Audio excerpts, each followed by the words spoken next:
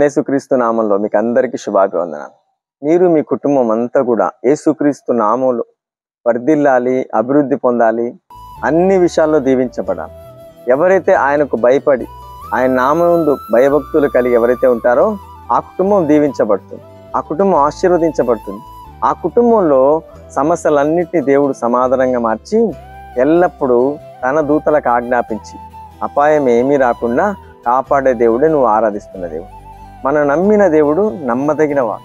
అందుకే ఈ వాక్యం ద్వారా, ఈ వాగ్దానం ద్వారా నీతో మాట్లాడు. చదువుకుందాం. ప్రభు నీకు ఇస్తున్న శ్రేష్టమైన మాట, అద్భుతమైన మాట. యోబు గ్రంథం 22వ అధ్యాయం 22వ వచనం. ఆయన నోటి ఉపదేశమును అవలంబించు, ఆయన మాటలను నీ హృదయంలో ఉంచుకొనుము. దేవునికి స్తుతి కలుగును గాక. ఆయన మాటలు ఎక్కడ ఉంచుకోవాలండి? మనం మాటలు కొన్ని ప్రభు మాటలు వింటాం, విన్నట్టుగానే విడిచిపెడతాం, కానీ అవి హృదయంలో ఉంచుకోవాలి. హృదయంలో ఉంచుకున్నప్పుడు ఆ మాటలు నీ జీవితాన్ని వెలిగిస్తాయి, వెలుగైన మార్గంలో నడిపిస్తాయి, చక్కని శ్రేష్టమైన మార్గం నీకు తెలియజేసి నడిపిస్తాయి. ఏ మాటలు? ప్రభు మాటలు. మనం లోకంలో ఉన్న మాటలన్నీ పెట్టుకుంటాం.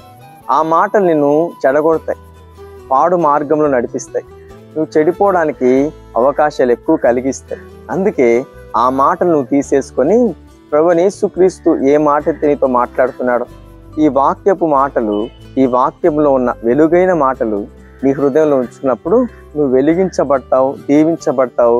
ఎల్లప్పుడూ ఆయన నీ కాపరిగా ఉండి నడిపిస్తాడు. ఎందుకంటే ఆ మాటలు నిన్ను జీవింపజేసి.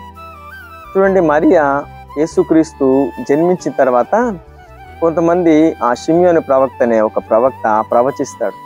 ఈయన గొప్ప రక్షకుడు, భూమి మీద ప్రతి వారికి రక్షణ కలుగజేస్తాడు. కొన్ని మాటలు అక్కడ మాట్లాడినప్పుడు మరియా విని విడిచిపెట్టలేదు. అవి హృదయంలో తలపోసుకొనొచ్చు, భద్రం చేసుకొని అని రాయబడింది. చూడండి, మరియా అన్ని విషయాల్లో నాకు పుట్టింది దేవుడు, నాకు జన్మించింది ప్రభు అని ఎంతో భయం కలిగి, భక్తి కలిగి ఆయన మాటలన్నీ హృదయం తలపోసుకుంటూ ఉంది. కాబట్టి ఈరోజు మరియా ప్రపంచం అంతటికి తెలుసు. మరియా ధన్యురాలు అనబడతా ఉందంటే కారణం ఏంటంటే ఈ వెలుగైన మాటలు ఆమె హృదయంలో ఉంది కాబట్టి, ఉంచుకుంది కాబట్టి. ఏమైంది? ఆమె దీవించబడిన స్త్రీగా, స్త్రీలందరిలో ఆశీర్వదించబడిన స్త్రీగా ఇప్పుడు మనకు అందరికీ కనిపిస్తూ ఉంది. ఎందుకంటే ఆమె మామూలు స్త్రీయే, కానీ ఈ మాటలన్నీ ఆమె హృదయంలో భద్రపరుచుకోవటం బట్టి ఆమె వెలిగించబడ్డమే కాకుండా అందరికీ వెలుగుగా కనిపిస్తూ ఉందండి. ఈరోజు నీ కుటుంబంలో చీకటి అలుముకోవచ్చు, కరువు అలుముకోవచ్చు, దుఃఖం అలుముకోవచ్చు, కానీ యేసుక్రీస్తు మాటలు ఏ హృదయంలో, ఏ ఇంట్లో అయితే ఉంటాయో వాటన్నిటి మాటలు కొట్టివేసి మళ్ళా నువ్వు ప్రకాశిస్తావు, మళ్ళా నువ్వు వెలిగించబడతావు, మళ్ళీ నీ కుటుంబం వెలిగించబడి దీవించబడుతుంది. ఎందుకంటే ఈ మాటలు తీసుకెళ్ళి ఎక్కడ పెట్టినా ఆ వెలుగు ప్రతి సమస్య తొలగిపోవాల్సిందే, ప్రతి కీడు తొలగిపోవాల్సిందే, ప్రతి నింద గౌరవంగా మార్చబడాల్సిందే. ఎందుకంటే ఈ మాటల్లో ఉన్న శక్తి, ఈ మాటల్లో ఉన్న పవర్ అది. అందుకే ఉదయకాలం నీతో మాట్లాడుతున్నాను. నీలో ఉన్న పాతవన్నీ, లోక సంబంధమైనవన్నీ మాటలు తొలగించి ఈ మాటలు నీ హృదయంలో చేర్చుకో. అక్కడ కీడు ఉండదు, అక్కడ రోదన ఉండదు, అక్కడ రోగం ఉండదు, అక్కడ కరువు ఉండదు, దుఃఖం ఉండదు, వేదన ఉండదు. ఈరోజు నీ హృదయంలో ఉన్న పాతవన్నీ, లోక సంబంధమైనవన్నీ, చీకటి సంబంధమైనవన్నీ మాటలు తొలగించి ఈ మాటలు నీ హృదయంలో చేర్చుకో. ప్రభు నీ జీవితాన్ని వెలిగించి ఆశీర్వదించబోతుంది. ప్రభు ఇచ్చిన ఈ మాటను పట్టుకొని ప్రార్థించు. ఒక మంచి తీర్మానం తీసుకో.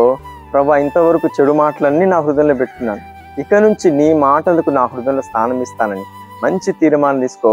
ప్రభు నీ జీవితంలో అద్భుతం చేయబోతున్నాను. ప్రభు ఇచ్చిన మాట ప్రకారం ఆయన స్తుతిద్దాం, అందరం కలిసి ప్రార్థిద్దాం. కళ్ళు మూసుకొని ప్రార్థనలు ఏకీభవించండి. మీ అందరి కోసం నేను ప్రార్థన చేయబోతున్నాను. మహాపరిశుద్ధుడా, సర్వాధికారి, నీకు స్తోత్రములు నాయన. ఈ మాటలు వింటున్న ప్రతి బిడ్డలు తమ జీవితాలను సరిచేసుకొని ఈ మాటలు నీ హృదయంలో ఉంచుకొని ప్రతి విషయంలో నీ చక్కని మార్గంలో, శ్రేష్టమైన మార్గంలో నడిపించబడాలి. ప్రతి కుటుంబంలో నీ ఆశీర్వాదం, ప్రతి కుటుంబంలో నీ సమాధానం, ప్రతి కుటుంబంలో నీ క్షేమం ఉండాలి ప్రభు. ప్రతి కుటుంబాన్ని వెలిగించండి. ప్రతి కుటుంబంలో ఆగిపోయిన ప్రతి కార్యం జరిగించమని ప్రార్థిస్తున్నాం ప్రభా. ప్రతి బిడ్డలు నిన్ను ఆరాధిస్తున్న ప్రతి వారు, నిన్ను ఆశ్రయించిన ప్రతి వారు, వారి కుటుంబంలో ఏ దుష్కార్యంను తొలగించు, ఏ చీకటి కార్యంను తొలగించి నీ పరిశుద్ధ ఆత్మ వెలుగుతో నింపి దీవించమని నజరేయుడైన యేసుక్రీస్తు నామములో ప్రార్థిస్తున్నాం పరమ తండ్రి. ఆమేన్.